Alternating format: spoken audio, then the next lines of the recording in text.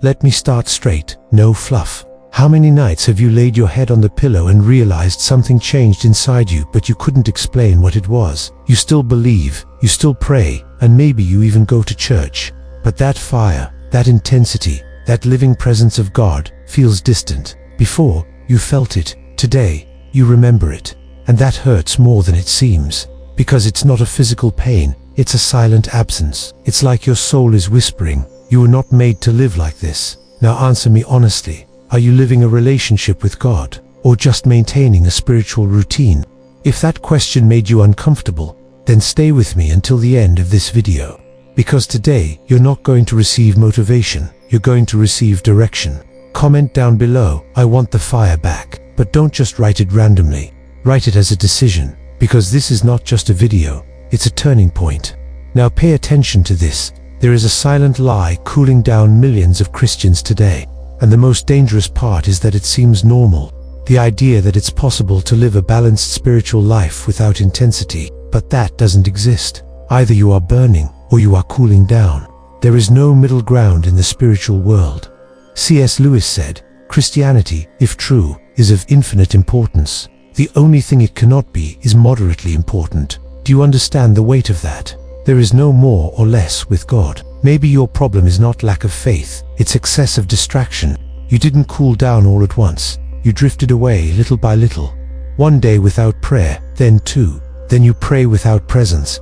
And when you realize it, the flame became a memory, but the fire didn't go out. It's just out of fuel. Spiritual fuel does not come from emotion, it comes from positioning. God is waiting for you to take a stand. Let me ask you something that might really confront you. If God showed up in your routine today, would he find space, or would he find distraction, rush, and noise? Because the fire is not sustained in crowded environments, it is sustained in prepared environments. You don't need to visit the presence of God, you need to remain in it, and that changes everything. Now pay attention to the most powerful truth of spiritual life. The fire of God never starts in public, it starts in secret.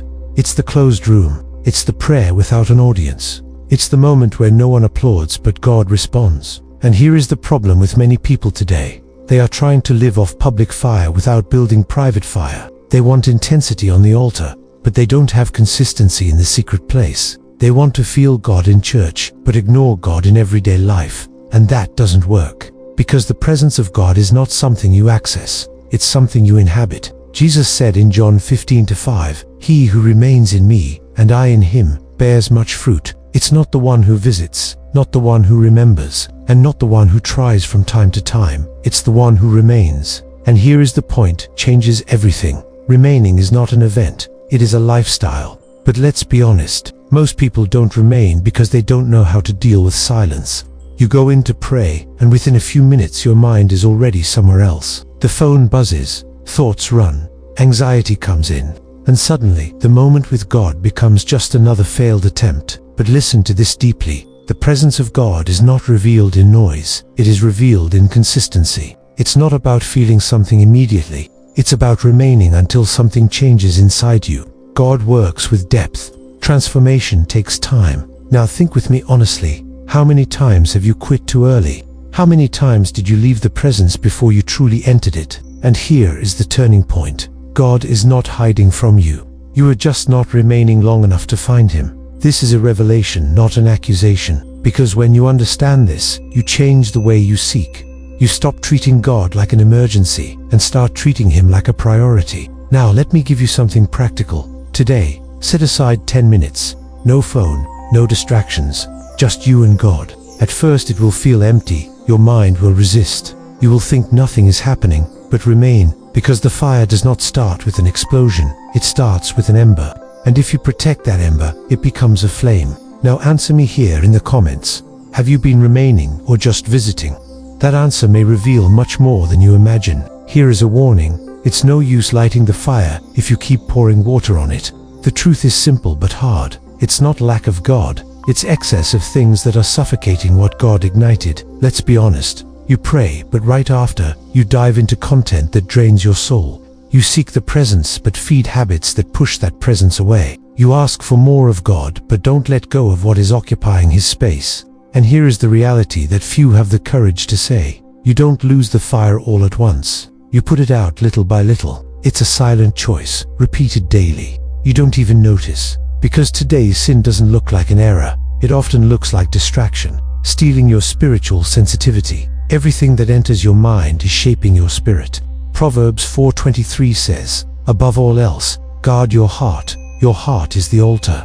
It's a place of consecration, not disorder. Now think honestly, what have you been consuming every day?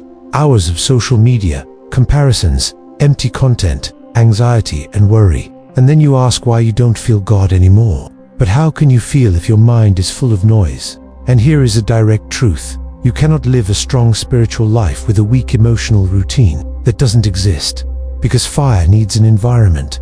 And the spiritual environment is not built only with prayer. It is built with decisions. Decisions about what you see, what you hear, who you walk with, and what you allow to remain within you. And here comes something deep that connects with the thought of C.S. Lewis. The greatest danger is not the big sins, but the small daily concessions that gradually pull us away from God without us realizing it. Do you understand the weight of that? It's not the obvious mistake that destroys your spiritual life. It's the silent accumulation of things that seem harmless. Now, let me ask you a direct question. What in your life today is competing with God? Be honest with yourself, because everything that takes the place of God will eventually extinguish what God started. Here is the shift. Maintaining the fire is not just about seeking more of God. It's about removing what does not come from Him. That requires decision. Sometimes it means cutting something off. Sometimes it means distancing yourself from someone. Sometimes it means changing habits that you've normalized. I know that's not comfortable, but let me tell you something clearly. You lose nothing when you choose God. You only lose what was already pulling you away from Him. Now comment below. With courage, I will protect my altar. Write it as a commitment. It's not enough to protect the fire. You need to feed it every day. Now we've reached a decisive point. You have already understood two important things. You need to remain and you need to protect the altar.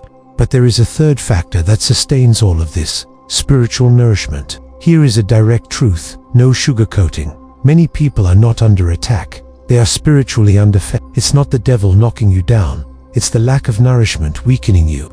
Your soul is not being constantly nourished. When pressure comes, when temptation comes, you can't handle it.